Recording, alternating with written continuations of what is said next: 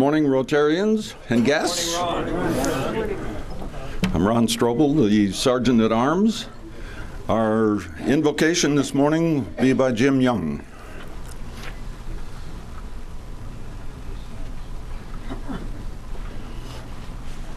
Good morning, Rotarians. Good morning. Let's bow our heads.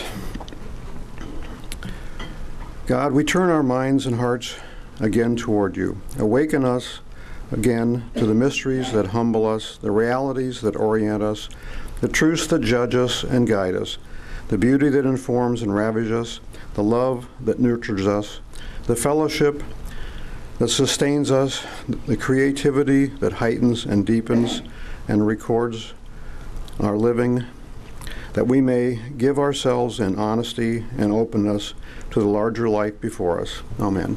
Amen. Thank you, Jim. And to lead us in the pledge and four-way tests, Tom Page.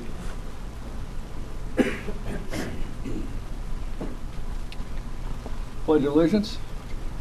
I pledge allegiance to the flag of the United States of America and to the republic for which it stands, one nation, under God, indivisible, with liberty and justice for all. And a four-way test of the things we think, say, or do. First, Is it the truth? second, Is it fair to all concerned? third, Will build goodwill and better friendships? fourth. Will be beneficial to all concerned? Thank you, Tom. Now to lead us in song, Dick Pearsall. In 1895, Catherine Lee Bates looked at from Pikes Peak and saw a beautiful view. And as a result of that, on the way back from her trip west, she wrote the poem, America the Beautiful. I think it's beautiful. We're going to sing the first verse of it this morning. Oh, beautiful for spacious skies, for amber waves of grain, for purple mountain majesty above the fruited plain. Give it a kick. America, America, God shed His grace on thee, reverently, and crown thy good with brotherhood, from sea to shining sea. Give you a good grade on that. Thank you, Dick. And to lead us this morning, our President-elect, David Basil.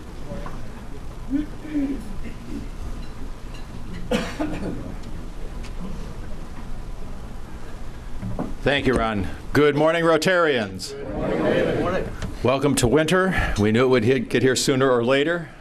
Fortunately, I guess it was a little bit later. I was hoping for later still, but I am here this morning conducting the meeting. President Joe is in New Jersey. He had expected to be back, but his mother passed away Monday evening. So please keep President Joe and his family in your thoughts and prayers. I'm certain that he'll appreciate that very much. Next item, guests, Chris Barker.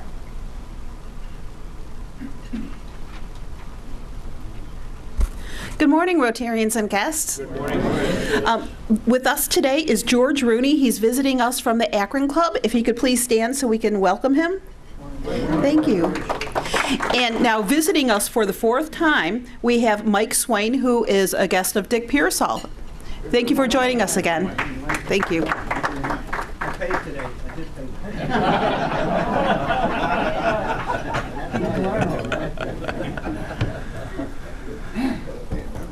And the next item, the 3-minute Rotarian. This week it's Joe Zapatowski. Joe?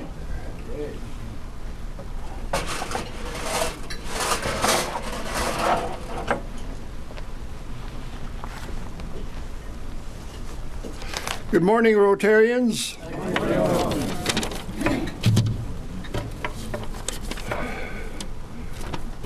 I grew up in Detroit, which at that time was the 4th largest city in the country. Look at it now. Went to parochial elementary, a public high school, where teachers there inspired me to become a teacher.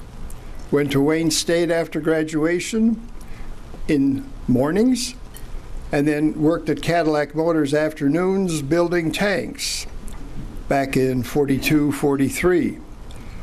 Drafted into the Army in May of 43, basic training at Camp Crowder in Missouri, a couple of semesters at the University of Missouri in the Army Specialized Training Program, then England, France, Belgium, Philippines, and Korea.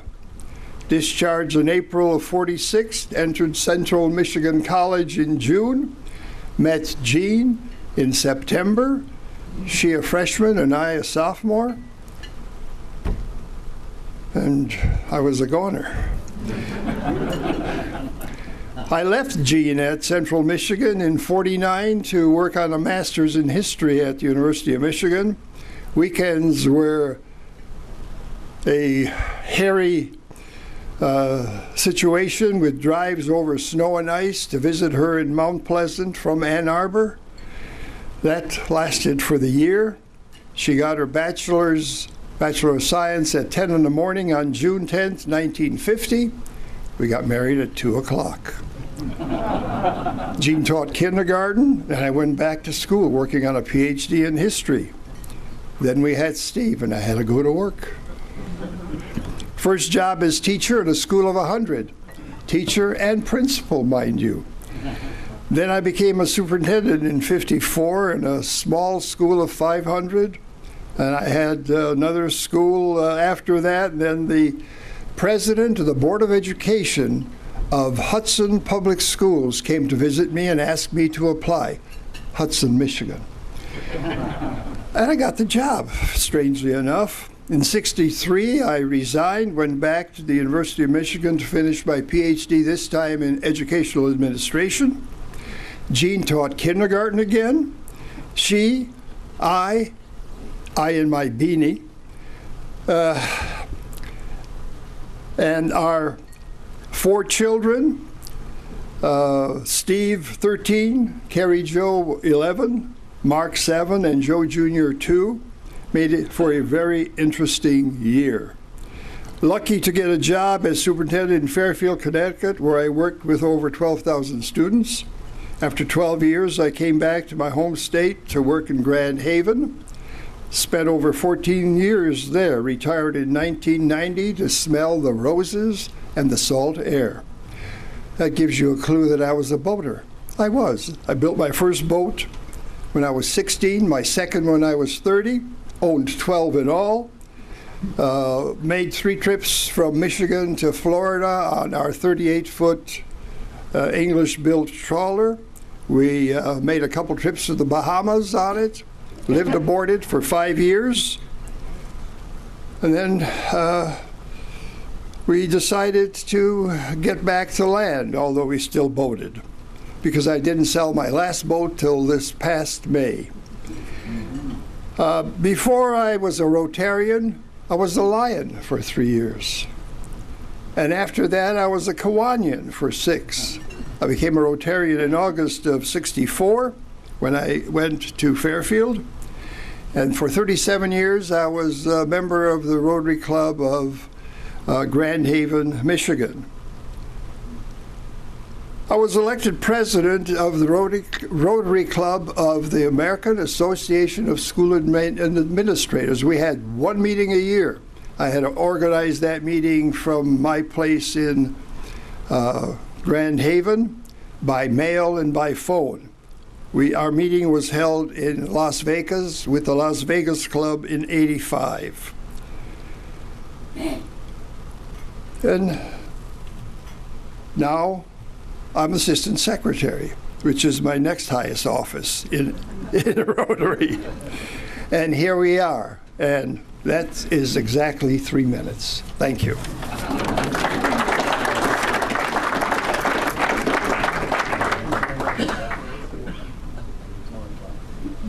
Thanks, Joe. We can tell you were a superintendent. You're very punctual. Next week, the 3-minute Rotarian is Tom Tobin. He'll be here tomorrow. He'll be here next week. Okay. And then we need to draw for January the 27th. Andy Morse is not here. I think probably we ought to pick another name. Reverend Joe Boisel, will you be here next week? I will be. Wonderful. Can you do, or not next week, the 27th, I'm sorry, the 27th. Yeah. Yeah, I'm leaving the 28th, so yeah. Okay. Can you do the 3-minute Rotarian? Yeah. Wonderful, thank you. Okay.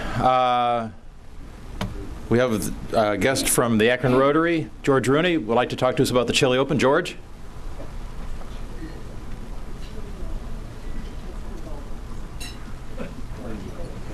Good morning, everyone. Good morning. I'm George Rooney, a past president of the Akron Club, and I want to talk to you about the Chili Open. How many people have been there before? Okay, well, I hope you come again this year, and many more of you as well. For those who don't know, the Chili Open is a day of golfing, chili, and beer on the first Saturday of every February. This year, February 6th. This is our 26th year, and this is all about our special children. Children with a wide variety of physical and emotional disabilities that we serve at the Rotary Camp down in the Portage Lakes. That camp has been in existence for 90 years. Started out as a polio camp back in the 20s and now serves any kind of disabilities, physical and emotional. It's a very expensive place to operate. The Chili Open is our main fundraiser to support the camp. Last year, we raised almost $200,000 at the Chili Open, and we plowed $170,000 back in direct assistance to campers so they can attend. A variety of water activities, land activities. For these kids, it's usually their only opportunity to get away from the normal routine and be themselves and just have fun. For their parents, it's mostly the only opportunity for them to have a break from their 24/7 caregiver responsibilities. So it's a win-win for everyone. On your tables are sign-up sheet for golfing. And again, I hope a lot of you take that opportunity. It is a fun event. I mean, it sounds crazy to play in the snow, but it is a lot of fun. Also, there's some save-the-date cards on the tables. We have a big raffle, which is one reason I'm here today. First prize of the raffle is a car, 2016 Chevy Sonic. Second prize is a 55-inch LG Smart HD TV. I'm not sure what smart means, but anyway. The third one is a Cleveland Indians sports package with 4 diamond box seats and behind-the-scenes tour. And the fourth prize is Bridgestone Invitational package with 2 clubhouse and golfing passes and valet parking. Each ticket is $20, but each ticket has a coupon worth $15 at Bravo Restaurant at the Summit Mall, so it's actually a $5 purchase. Anyone who buys 5 of these, that's for $100, is entered into a separate drawing which we call Snowmania, and the winner of that drawing will win $50,000 if it snows 6 inches on February 20th. Last year it snowed 5.5 inches on the day. So anyway, thank you. We really appreciate your support, and I'll be here afterwards to sell the tickets. Thanks.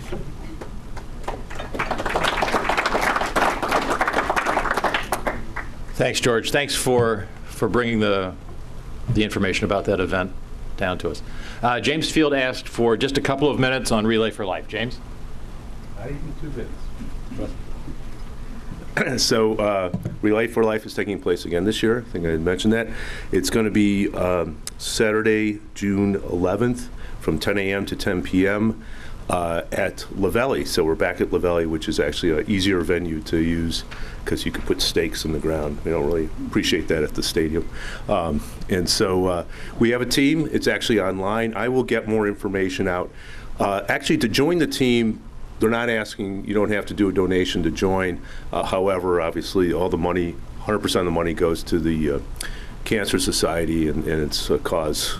Unfortunately, all of us are probably pretty close to either with ourselves, friends, or family. So I will get that information out, but I'd love to see if we can get everyone signed up. And of course, we'd appreciate the donations, but it would be really neat to show a large membership. So I'll get some paper applications, and like I said, we're also online, so I'll send the link out on the email.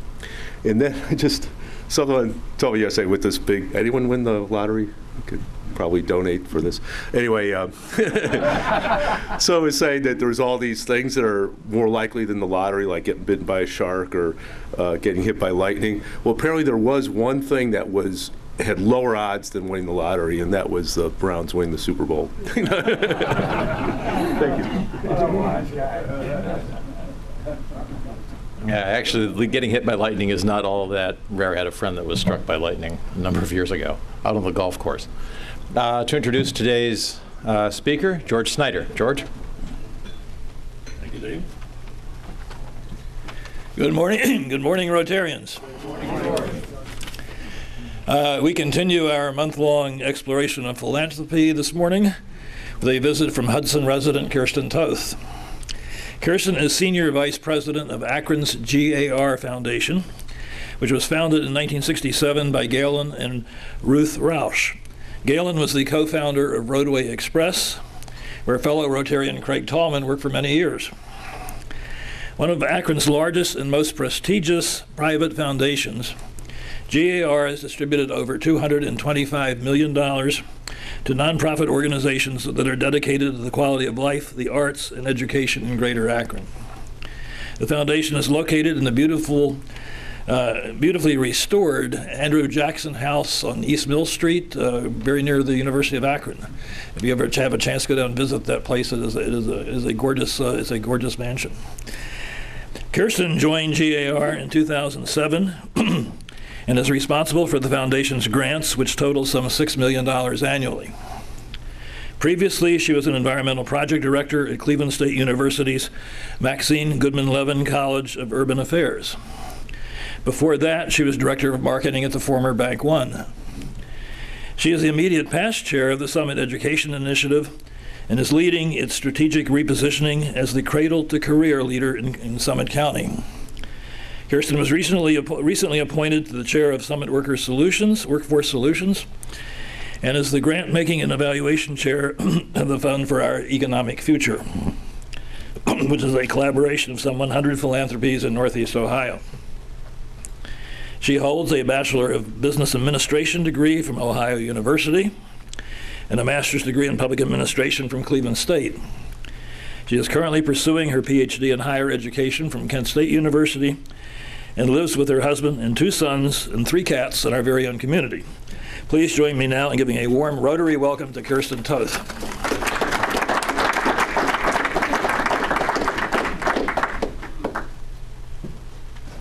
Thank you so much, George, and good morning.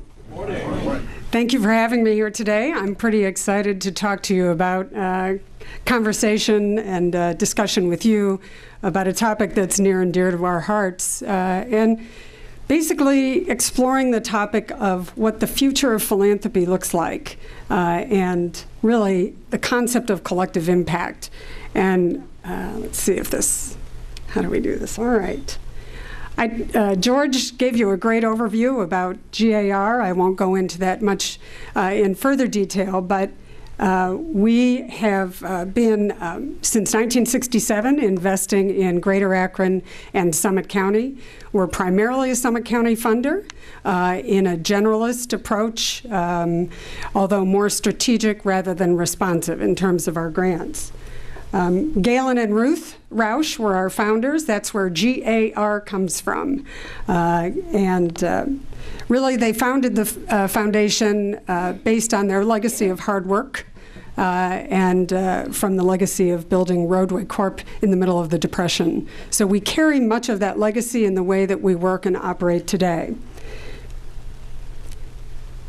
As George mentioned, more than $230 million has been invested. We average about $6 to $7 million a year in grant making in Summit County and Greater Akron, depending on how well the market performs. We are a private charitable trust as opposed to a community foundation, so we are not raising funds. And these are our primary giving areas: education, arts and culture, civic, as well as basic needs. But the majority, I would say close to 35% of our funding supports educational activities and education in Summit County.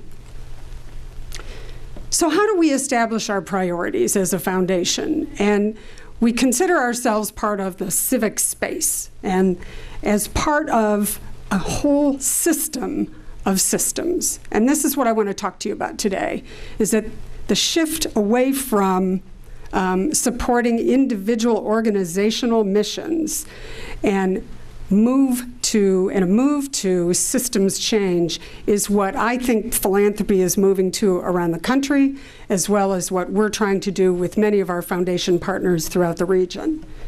So public, private entities, nonprofit entities, of course, are the vast recipients of philanthropic dollars.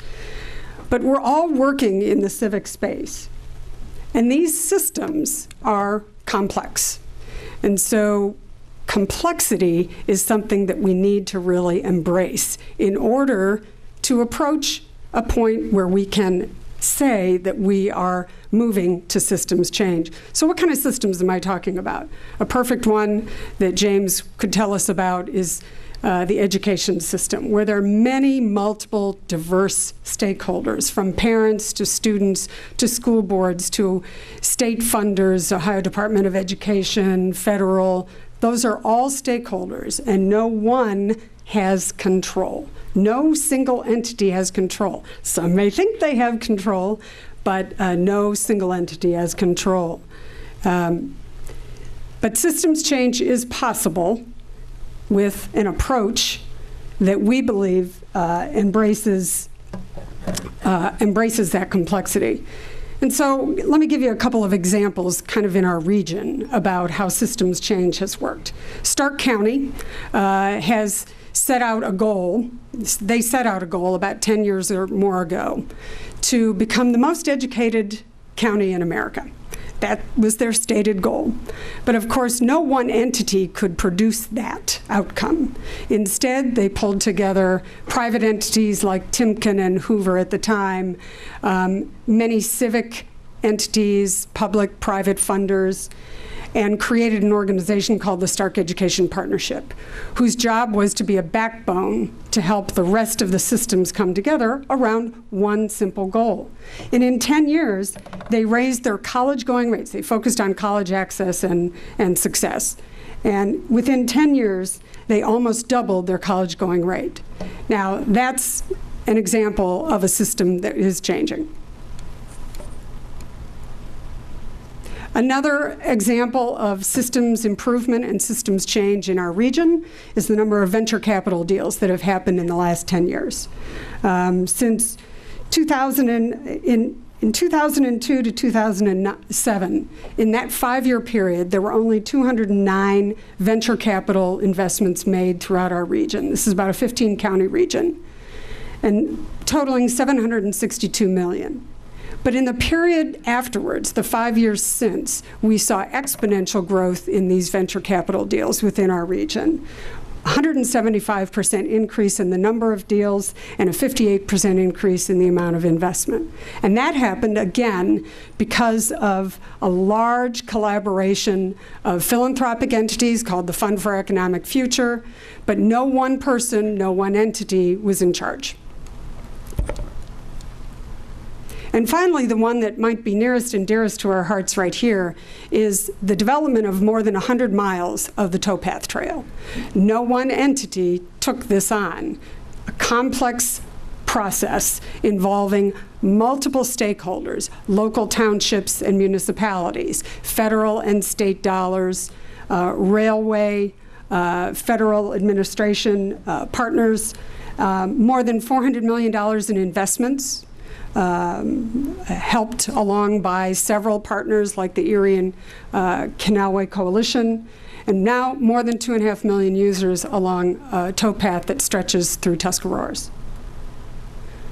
So how do we make these systems change? How do we embrace this, and what's philanthropy's role in this? We believe that it requires us to embrace three things: complexity, collaboration, and capacity. Building the capacity for collaboration. We talk a lot about collaboration, right, in many spheres. In the civic sphere, I'm sure you talk about it often in your work as Rotarians. But we think we have to embrace the complexity of our systems in order to really identify how to work with one another. So what is complexity? And this comes out of systems theory and changes. And really, it's the science of how systems work. We're used to, in our organizations that we work in, we're used to a top-down, a hierarchical format where somebody's the CEO, one or two people are in charge below them, and then we all move up to a large strategic framework and decision maker. Well, systems are different. They involve the interaction of individual players around a variety of environments to produce the final system. And nowhere is this more apparent than in nature. You have one flower working with one bee to produce a garden of flowers that indeed informs the rest of the built environment or our natural environment. This is really the foundation for how we look at systems. So in the civic space, let's take the example of hunger. Fighting hunger is an often a frequent goal for all of us in philanthropy, individually, in our churches. So what does that look like? As a single system, we're trying to feed somebody. So we're operating a soup kitchen. That takes care of feeding people and their immediate needs. If we're trying to feed a community and distribute large amounts of food, we're running a food bank. That's a mezzo level of a system.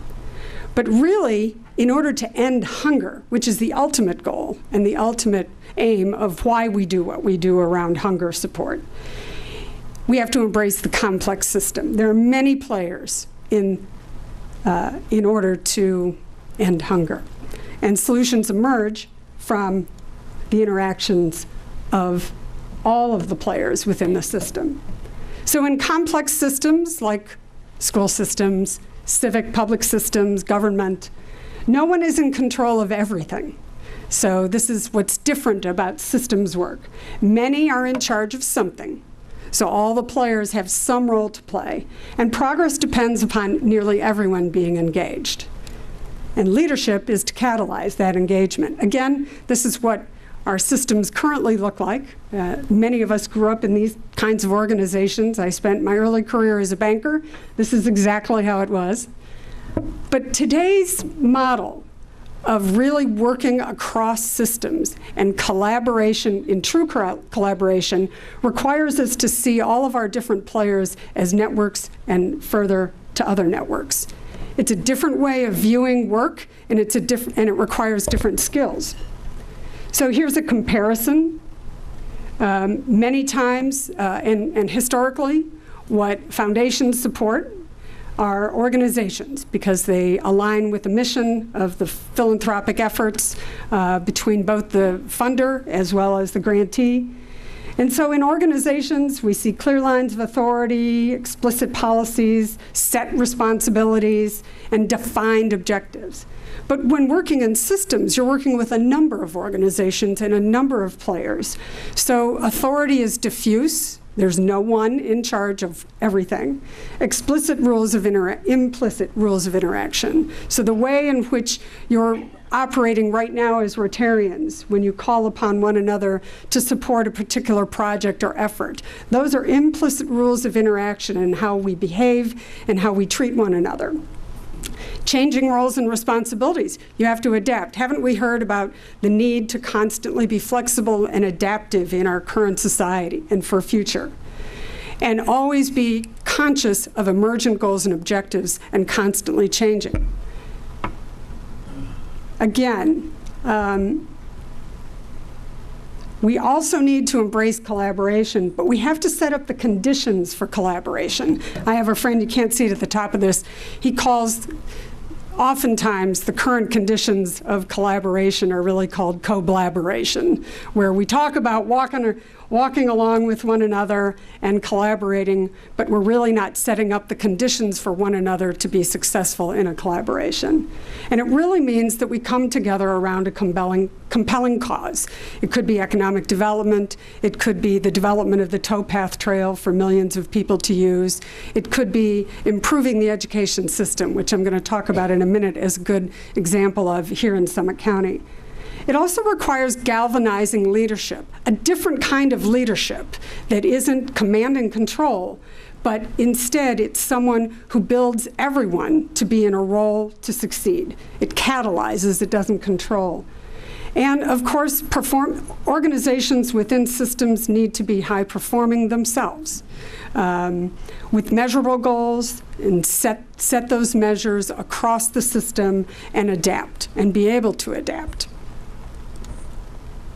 So the best example that I have of locally of a system that is a backbone organization that is supporting systems change in our community is Summit Education Initiative.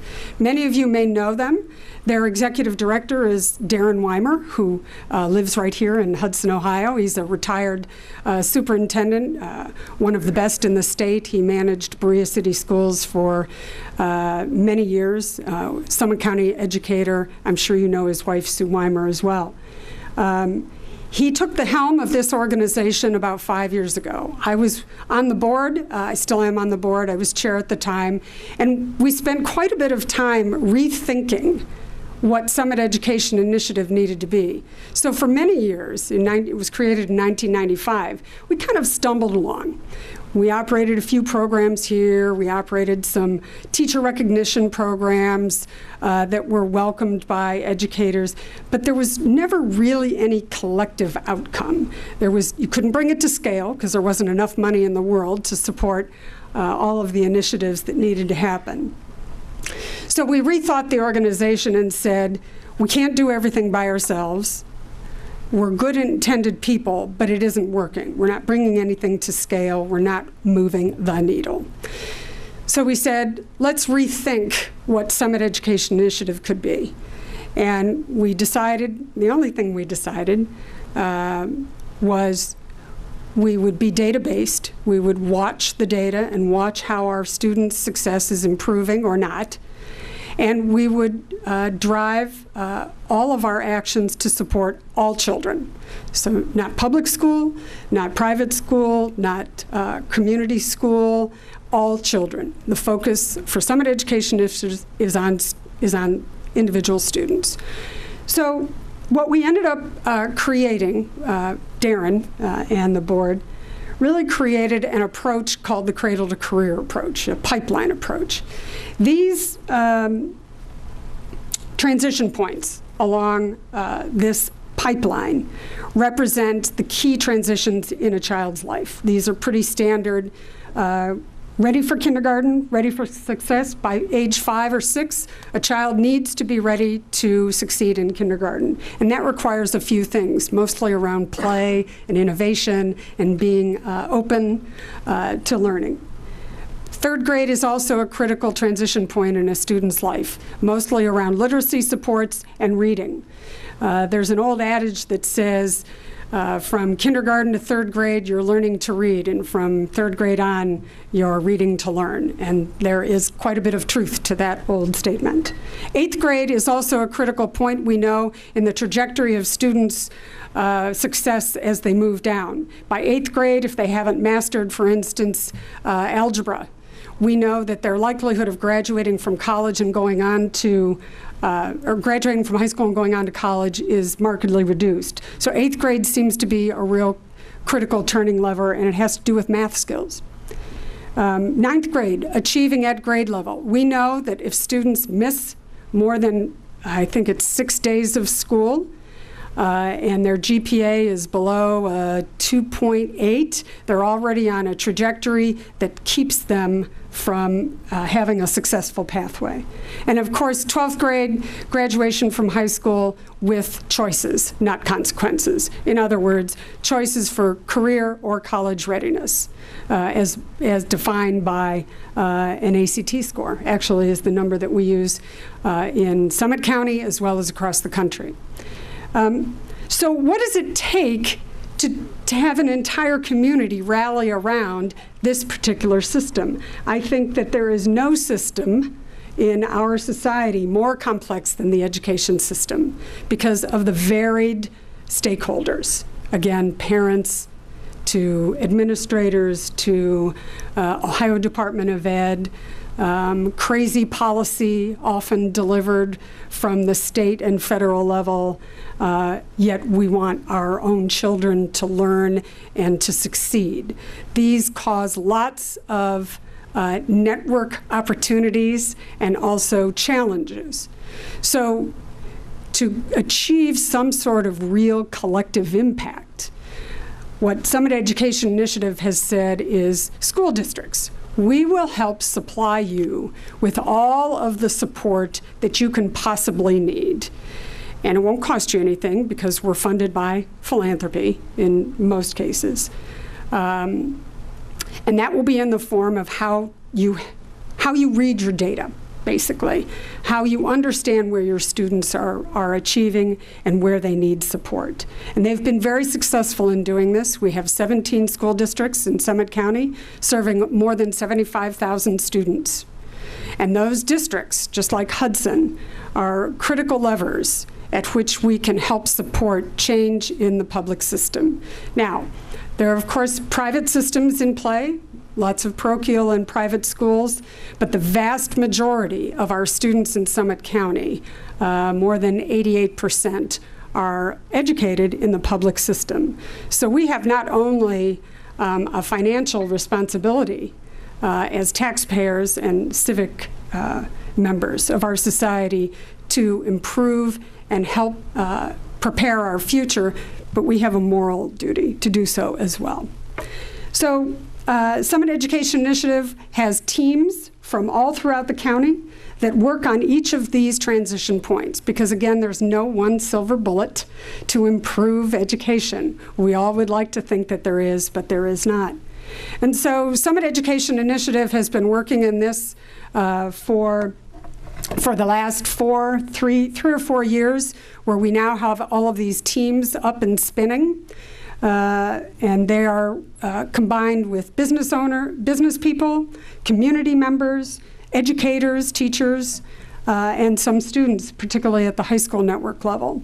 We have thousands of people involved in these teams, and they are starting to see some improvement. We have a dashboard for educational attainment, a scorecard in Summit County, and this includes all students from 17 public school districts and 6 or 7 or so private schools as well. Mostly at the high school level are sharing their information, which is kept completely confidential, and there's no data sharing between entities. There are annual data sharing agreements that are signed with Summit Education Initiative so that every year they're transparent in their efforts, and if a school district doesn't want to participate, they don't have to, of course. But we have found that they do, and they appreciate the support that they are getting. So we have established goals countywide. And we have, you can see the current trend lines. 67% of our children, when they enter kindergarten, are ready for kindergarten. That means that 33% are not. And that's based on simple scores, the Kindergarten Readiness Assessment for Literacy, now called the KRA. Next year it'll be called something else. But we know that 1/3 of our children in Summit County are entering kindergarten not ready to learn. That's something that we need to work on. And there are initiatives underway and teams working around that. That's the same, 65% of our students in Summit County are passing, are reading on grade level at 3rd grade reading. That means that there are 30-some that are not. 8th grade math, as you see, this trajectory starts to go down a little bit as students progress along the pipeline. So we have some work to do. We're starting to see some stabilization. We're seeing some improvement in FAFSA completion, which is the financial aid form that gets students who are qualified funding to go to college. We're also seeing college enrollments increasing. We have a good high school graduation rate in Summit County at 88%. That's better than the national average, but it's still not enough. Last year, 462 students did not graduate high school with any kind of diploma in Summit County. So while the percentages sound good, that's 462 lives that now have a very difficult pathway ahead of them. So this is all to say that we are really paying close attention from the foundation standpoint. Many foundations, George Gondon, Cleveland, the big folks, the large foundations in Cuyahoga County are paying very close attention to these very same issues. And we're working at a systems level because, again, we know no one organization, no one person can improve and embrace complexity the way all of us can together. So that ends my conversation this morning, and would be happy to entertain any questions or comments. Yes?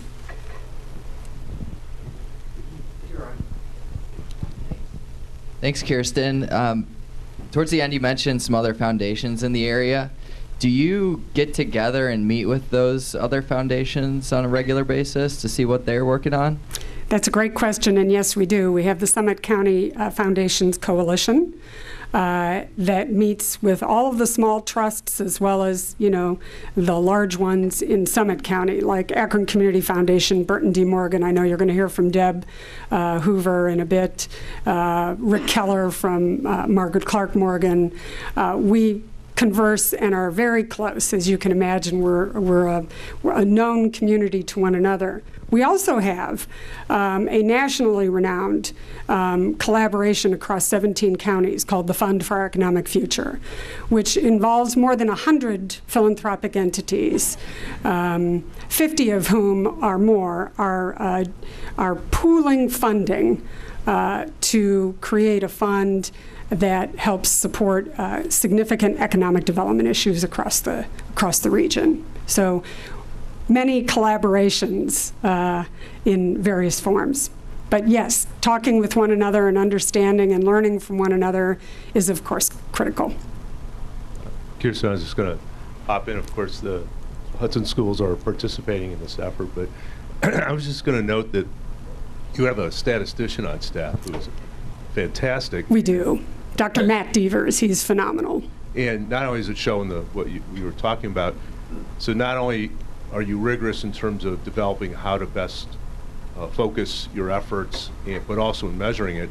I'm just wondering, in working with the other charities, are you sharing that capability as well? I mean, not that he would be working out, but just the idea of that really rigorous approach and statistical approach to how to spend and measure the effectiveness. We absolutely are. As a matter of fact, many of the our philanthropic partners, our other foundations, have now ascribed to, at least in the education space, the concept of using SEI as their backbone. And how this translates more specifically is that if you're an education grantee, you got to work with SEI. So there's some, there's some levers, obviously, that foundations can pull. And so to your point, yes. Christine? I have one. I'm going to go first. Thanks. I think it's on. I have a question about the basis on which you define college or higher education. Do you interpret that strictly as the 2 to 4 year institutions with formal degrees, or does that include technical training beyond high school? Mm-hmm. Yeah, we consider college or career readiness a 21 or better on the ACT, regardless of whether you go to college or not. We incorporate, to your point, any post-secondary training. So it could be technical training, certification, some form of credential.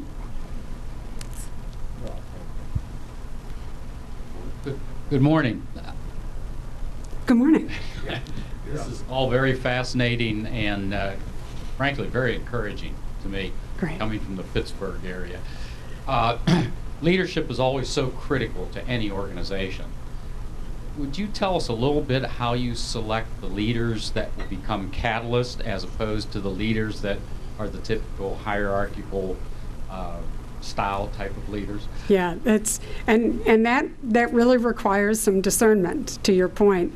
You know, I looked at, I'm not a Rotarian, I'm sorry to say, but this, you know, I was looking at your four-way test, and I thought the four-way test, when applied to a leader, would be exactly what one would want for someone who can be a galvanizing leader, someone who's catalytic rather than command and control.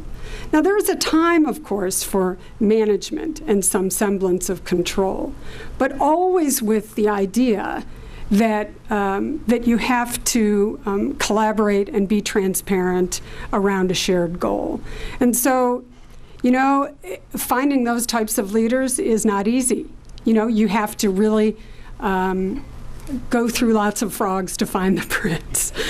And if you're committed to that, which we certainly were at Summit Education Initiative, where we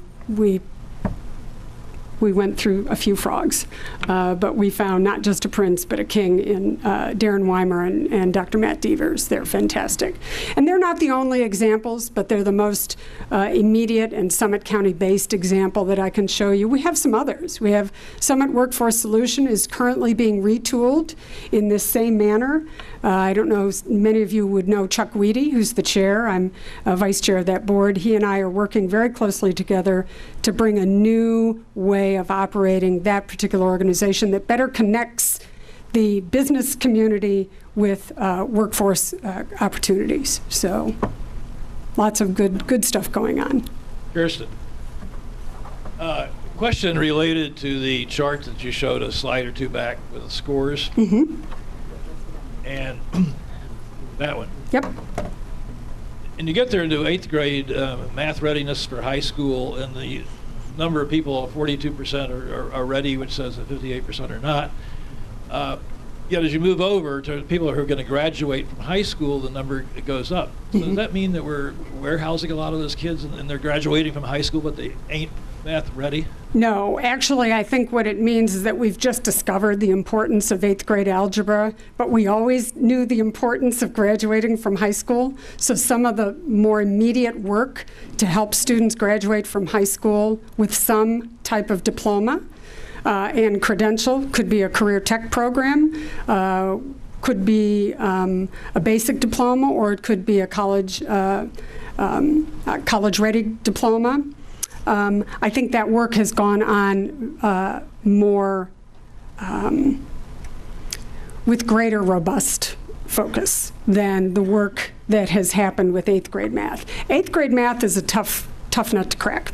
I'm sure Jim James can tell us a little bit more about that. But that work and helping the schools focus on how to get kids through 8th grade algebra is just new.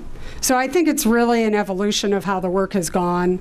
You know, Akron Public Schools focuses, you know, they have 21,000 students of the 76,000 students that we're educating in Summit County. So if it doesn't happen in Akron Public, it's not going to happen for the county as a whole. The numbers are just there. So SEI, Summit Education Initiative, really focuses its efforts on both, helping Akron, and they have very strong leadership. To your point of the need for leadership, the superintendent, David James, and his assistant, Ellen McWilliams-Woods, they're phenomenal leaders and understand and stick to a strategy. We have to address the issues of poverty and what those mean in the education system. They cannot be ignored. They're confounding factors. So. Yeah, first, may I say thank you so much for a very, very interesting presentation. Thank you. Most of us would have thought of your job as being receiving grant applications from the outside, whereas what we're talking about and what is so impressive seems to be your initiative. Would you give me an idea of the amount of grants that you get are from grant applications versus your own initiative, and what trend you think that is taking? Sure. Thank you. Yeah, we still do just regular grant making in addition to really trying to catalyze some of this systems change in the community. And really we're trying to attempt to address systems change through our grant making, and that it's very strategic in these areas. We get at GAR Foundation, we get about, I want to say we get about 300 requests for funding or applications per year, and we fund about 200 of them. It's about $6 million or so, depending on the market performance per year, that we're funding. And 35% of it is in education, but we're also very big supporters of the arts, civic enhancement, as well as basic needs and independence, senior independence, et cetera.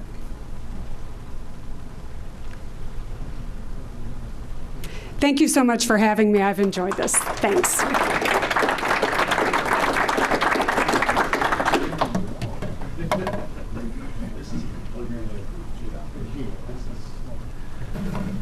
Thank you, Kirsten. I completely agree with Dana. A very, very interesting and worthwhile conversation. So thank you very much for being with us this morning. Next week's meeting will be our own Tom Tobin from American Endowment Foundation, who will speak to us about their initiatives and efforts. Thanks to our greeters, Ron Strobel and Bill Wooldridge, and I believe I saw Jay Yard out front greeting as well, so thank you very much, gentlemen. The setup crew, the AV setup crew, James Field, Tom Tobin, Jeff Tong, John Hairston, Den Rich, and Ron Barnhouse. And next item up is the drawing for today's Rotabuck. Sorry for those of you who didn't hear, the big winner was last week, Stu. So today's Rotabuck, the payout is $12 and the jackpot is $111. So still pretty good. I'll wait for a few months. If I could ask you just to draw, take a few pressures on it. Thank you. And the last four digits. Last four, 3609. Mimi.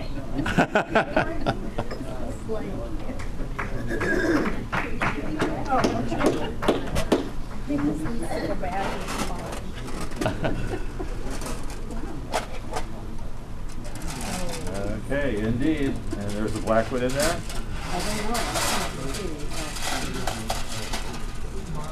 Up. No. There you go. And you want to put that back in the pot for the Put it back in in the contribution. oh, okay. Okay, great. Thank you. Okay, that concludes today's meeting. Reminder, there is a board meeting after this meeting. Anyone in the club, as you know, is welcome to attend. So we'll see everybody next week. Thank you.